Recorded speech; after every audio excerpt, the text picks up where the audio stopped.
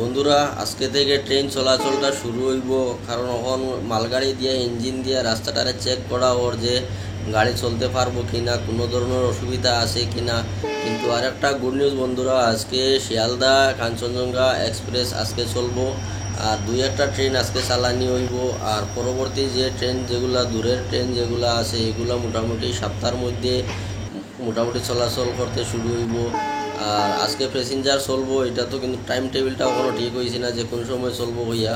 কিন্তু আশা করা যায় বিকাল রাত্রের দিকে একটা ট্রেন চলবো। আজকে ট্রেনটা হয়েছে গিয়া রোহিঙ্গা এক্সপ্রেস, এই ট্রেনটা আজকে চলবো। এর গিয়া মোটামুটি এখন বৃষ্টি বৃষ্টি না যদি দেয় তাইলে রাস্তাটার কাজ আস্তে আস্তে মোটামুটি কমপ্লিট হয়ে গেছে। কিন্তু আপাতত গাড়িগুলা সব দিত না, দুই একটা ট্রেন চলবো। আর পরবর্তীতে মোটামুটি যেরকম আগে যেরকম সিস্টেম আসলো ট্রেন চলার, সেই রকমই ট্রেন চলবো। আশা করা যায় ভিডিওটা আপনারা ভালো লাগবে। আর আপনারা যত অসুবিধা হয়েছে, মানুষ রাস্তাঘাটে আসুন, কেউ কেউ বহু দূরে যাইতে পারেন না, আশা করা যায় সব প্রবলেমটা সলভ